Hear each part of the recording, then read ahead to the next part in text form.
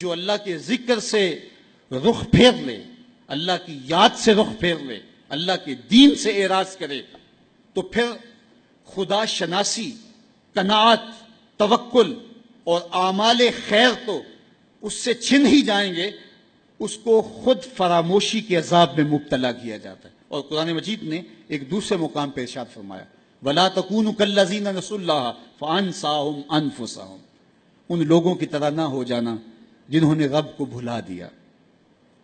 وہ بھول گئے، اپنے رب کو بھول گئے، غفلت ایسی طاری ہوئی، سویر سے لے کر شام تک اور شام سے سویر تک دنیا اور دنیا ہی مقصد حیات بن گیا۔ دنیا میں آئے کس لیے تھے، مقصد کیا تھا، بھول گئے۔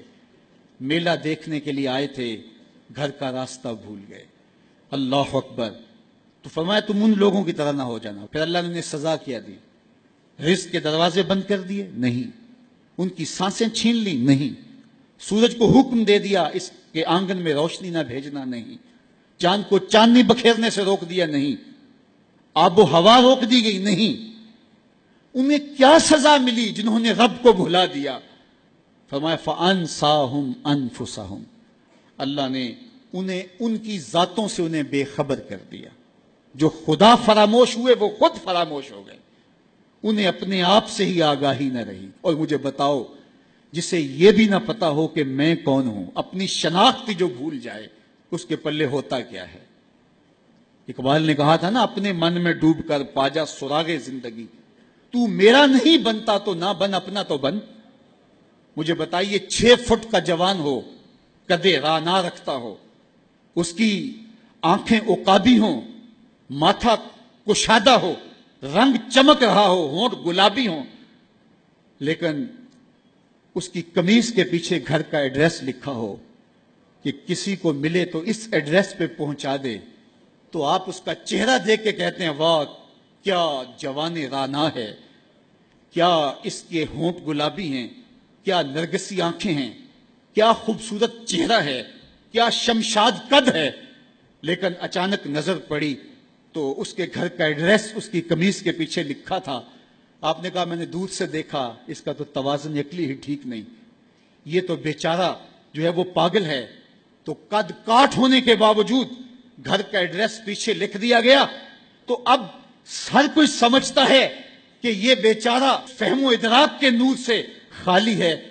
قدے رانا پہ ترس آنے لگ جاتا ہے، اور وہ آنکھیں جن میں ڈوب جانے کو، جھیل جیسی آنکھوں میں غوطہ لگانے کو جی چاہتا تھا، تو اب ترس آنے لگ جاتا ہے کہ یہ بیچارہ تو خود فراموش ہے۔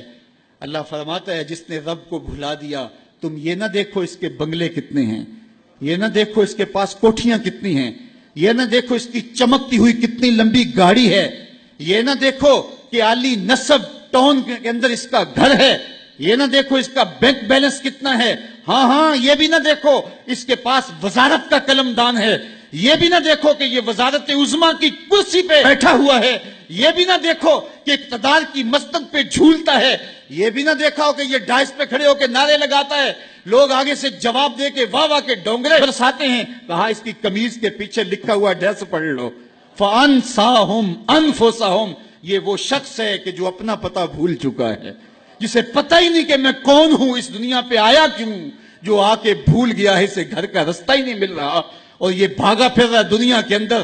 کیا بتائیں احباب، کیا کارنمایاں کر گئے، بی اے کیا، نوکر ہوئے، پینشن ملی اور مر گئے، زندگی کا مقصد ہی نہیں ملا۔ کہا جو اس دنیا میں اندھا رہا، کل قیامت کے دن بھی نابینا اٹھایا جائے گا۔ اس سے ان آنکھوں کی بے نوری مراد نہیں ہے، اس سے دل کی بے نوری مراد ہے۔ اسی لیے اقبال نے کہا تھا دل بینا بھی کر طلب خدا سے، کہ آنکھ کا نور دل کا نور نہیں ہے، آنکھ کا نور اور ہے، دل کا نور اور ہے۔ تو ہم دنیا کی مادی چمک کو دیکھتے ہیں، میرا مالک کہتا تمہارا دل ستھرا ہونا چاہیے، تمہارا منہ کالا ہو تو کوئی بات نہیں ہے، دل کالے نالوں منہ کالا چنگا، جے کو یہ رمز پچھانے ہو۔ اصل تو دل کی پاکیزگی ہے، اور دل رب کے ساتھ وابستہ ہو، اس کے رسول کے ساتھ وابستہ ہو۔